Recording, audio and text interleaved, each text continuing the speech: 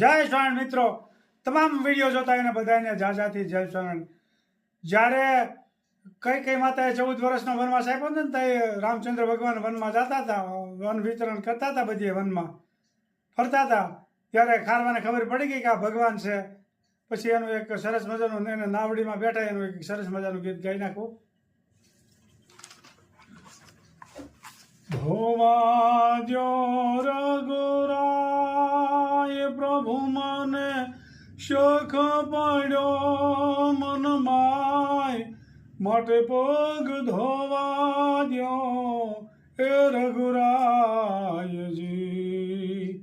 ધોવા દ્યો રઘુરાય શોખ મને પડ્યો છે મન માય, માટે પગ ધોવા દ્યો એ રઘુરાયજી.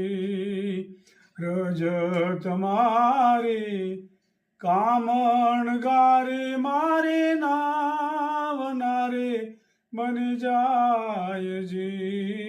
રજત મારી કામણ ગારી મારી નાવનારી બની જાયજી. ક્યાં તો મારી રંક જનની, ક્યાં તો અમારી ગરીબ જનની આજીવિકા ટળી જાય, પગમન ધોવા દ્યો એ રઘુરાયજી. ધોવા દ્યો રઘુરાય પ્રભુ મને શોખ પડ્યો છે મન માય, પગમન ધોવા દ્યો રઘુરાયજી. સુણી વાત ભીલ જનની જાનકી મુસ્કાયજી. સુણી વાત ભીલ જનની જાનકી મુસ્કાયજી. ઓ ભણ કેવું યાદ રાખે, ભણ કેવું યાદ રાખે, ઓલા ભણેલા ભૂલી જાય, પગમન ધોવા દ્યો એ રઘુરાયજી. નાવડીમાં પાય જાલી શ્રી રામના ભીલરાયજી. નાવડીમાં પાય જાલી શ્રી રામના ભીલરાયજી. પાર ઉતારી પૂછ્યું એણે, પાર ઉતારી પૂછ્યું એણે, શું લેશો ઉતરાય, પગમન ધોવા દ્યો રઘુરાયજી. ધોવા દ્યો રઘુરાય પ્રભુ મને શોખ પડ્યો મન માય, પગમન ધોવા દ્યો રઘુરાય. નાવની ઉતરાય ન લઈએ આપણે ધંધા ભાઈજી. નાવની ઉતરાય ન લઈએ આપણા ધંધા ભાઈજી. કારવો કદી કારવાની, કારવો કદી કારવાની ઉતરાય ન લે, પગમન ધોવા દ્યો રઘુરાયજી. ધોવા દ્યો રઘુરાય પ્રભુ મને શોખ પડ્યો છે મન માય, પગમન ધોવા દ્યો રઘુરાયજી. જય સિયારામ, જય સ્વામિનારાયણ. એક સરસ મજાનું રામચંદ્ર ભગવાન છે જંગલમાં 14 વર્ષ એના પસાર કરતા હતા, ત્યારે ખારવાને ખબર પડી ગઈ કે આ રામચંદ્ર ભગવાન છે, એટલે એને પોતે બધા હોળીવાળાને બધાને એમ કીધું કે તમે તમારા ઘેરે વૈયા જાઓ બધાય, હું તમને આખો દીનું તમને તમારું ભાડું આપી દઉં. એટલે બધાએ ખારવાને ઘેરે મોકલી દીધા અને પોતે રામને આમાં બેહાર્યા અને પછી એના પગ ધોવે છે અને ખબર પડી ગઈ કે રામના ચરણ પખાડવા ક્યારે મળશે. પછી સીતા માતા દાંત કાઢે છે, એ ક્યાંને પગ ધોવા માટે આ કેવું એને બધું કલાવાલા કર્યા એમ. એટલે સીતા માતા મનમાં હરખાતા હતા અને ખૂબ સરસ મજાનો આ ક્યાંક પુણ્યશાળી આત્મા હશે ખારવો, એટલે એને રામના પગ ધોવા મળ્યા. એટલે આપણે રામનું સ્મરણ કર્યા કરવું, સ્વામિનારાયણ ભગવાનનું સ્મરણ કર્યા કરવું, આપણને ક્યારેય પણ મોકો મળી જાય ખરો આપણા ભાગમાં હોય તો ખારવાની. ભગવાન હોડકીમાંથી બહાર ઉતર્યા ત્યારે પછી રામચંદ્ર ભગવાન એને ખારવાને ભાડું આપવાનું કીધું. એટલે કે આપણે તો ધંધાભાઈઓ કહેવાય, એ કે ખારવો થોડો ખારવાનો ભાડું લે અને એવું કીધું. લક્ષ્મણજી ગુસ્સે થઈ ગયા, એ કે આ સામાન્ય માણસ આપણને ખારવામાં ગણી નાખ્યા. અને લક્ષ્મણજી તો એનો અવતાર તો શેષનાગનો અવતાર હતો, એટલે તરત ફૂફાડો મારતા વાર ન લાગે. એટલે એ કે પછી ભગવાન એને ઠંડા પાડ્યા લક્ષ્મણજીને કે તમે શાંત રહ્યો, હું કામ એ આપણને ધંધાભાઈ કે પહેલાં સાંભળો પછી આપણે તમે એને ગુસ્સે થાવ. એ કે તમે અમને ધંધાભાઈ હું કામ કીધા એમ રામચંદ્ર ભગવાન એમ કહે છે. એ કે અમે તો વનવાસ પૂરો કરવા આવ્યા છે ને તમે તો ઓળખું આખો છો, આપણે ધંધાભાઈઓ કાંઈ ન ગણાય, કઈ રીતે તમે અમને ધંધાભાઈઓ ગણ્યા એમ. ત્યારે ખારવો ખૂબ સરસ મજાનો જવાબ આપે છે. એ કે તમે ભવસાગરના ફેરા ટાળો છો, જન્મ મરણના ફેરા ટાળો છો, તમે ભવસાગર પાર તારો છો અને હું આ કાંઠેથી આ કાંઠે હોડકીમાં તારું છું માણસ, અને તમે ભવસાગર તારો છો. પછી સીતાજી, લક્ષ્મણજી અને રામચંદ્રજી ભગવાન ખૂબ આનંદમાં આવી ગયા. એ કે નહીં સાચી વાત છે, અને ખારવો કળી ગયો તો કે આ ભગવાન છે. જય સ્વામિનારાયણ, જય સિયારામ. સરગવાનું શાક બનાવવાનું છે. સરગવો ભાઈ હમણાં બહુ બને છે વારે વારે. હા, બે ત્રણ જે બને. ખૂબ સરસ મજાનું સરગવાનું શાક બની રહ્યું છે.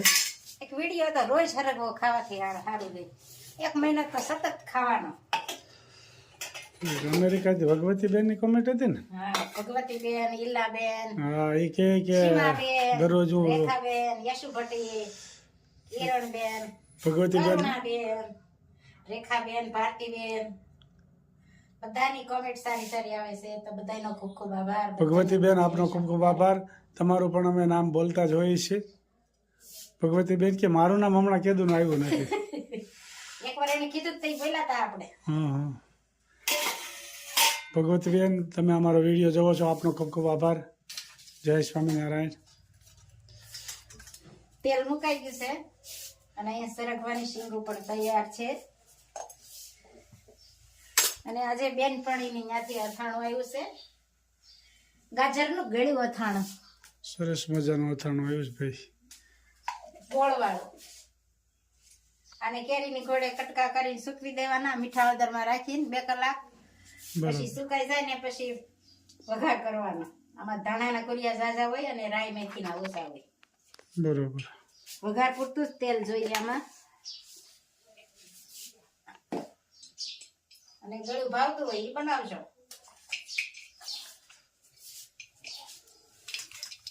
રાઈ, જીરું, મેથીનો પાવડર,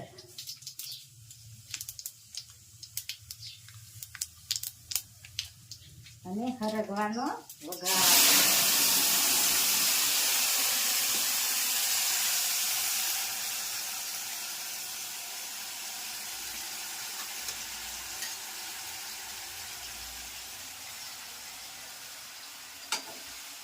આ થોડીક વાર આને પાણીમાં સડવા દેવાની અથવા થોડીક બાફી નાખવાની, એટલે શીંગું ઓછી થઈ જાય તો સુસવામાં સારી પડે.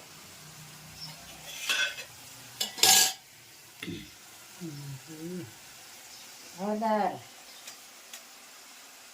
ચટણી અને ધાણા જીરું.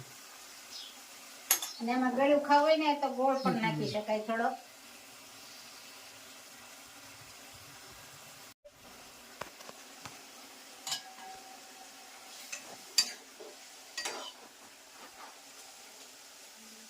થોડીક શીંગું પોચી થઈ જાય ને પછી છાશ ઉમેરવાની, એટલે છાશમાં શીંગું જલ્દી સડે નહીં, વાર લાગે.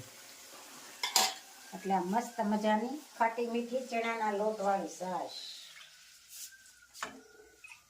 સરગવામાં તો 4-5 દિવસ થતો હશે. ના હો, 3-4 દિવસ 4-5 દિવસ.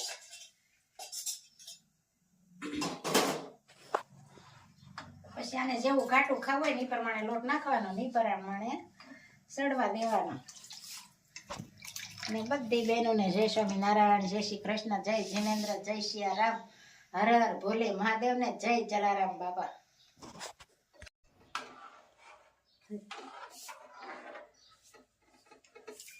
સરસ મજાનું સરગવાનું શાક બની ગયું છે. સરગવાની સબ્જી.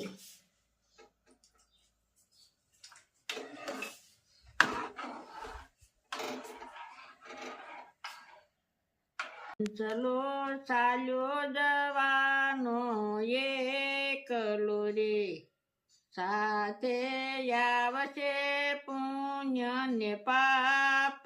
હંસલો ચાલ્યો જવાનો એકલો રે, જેટલો ભજનમાં વખત વિતાવ્યો રે, એટલો સોપડે જમા થાય. હંસલો ચાલ્યો જવાનો એકલો રે, સગા બાલા મળ્યા તને સ્વાર્થ ના રે, 12મે દાડે લાડવા ખાય. હંસલો ચાલ્યો જવાનો એકલો રે, માસ સમાસ રે વિતાવ્યા રે, વેસણી મિલગત પૂરી થાય. હંસલો ચાલ્યો જવાનો એકલો રે, ભક્તો પાલગ બન્યા છે તારા પ્રેમ મારે, પાલગ પણામાં ગુણ લાગાય. હંસલો ચાલ્યો જવાનો એકલો રે. જય સ્વામિનારાયણ. જય છે. ખૂબ સરસ મજાનું કીર્તન ગાયું. આ શરીરમાં જીવ છે એ હાલ્યો જવાનો છે, પાપ પુણ્ય ભેગા આવશે. એટલે મિત્રો, મનુષ્યના અવતારમાં જ આ બધું પાપ પુણ્ય જે કાંઈ થાય છે, પણ પુણ્યનું ભાતું બાંધી લ્યો તો આ જન્મ મરણના ફેરા ટળી જાય. એક એક કડી જીવનમાં ઉતારવા જેવી છે. ખૂબ સરસ મજાનું કીર્તન ગાયું મારા ભાઈએ. જય સ્વામિનારાયણ. જય સ્વામિનારાયણ.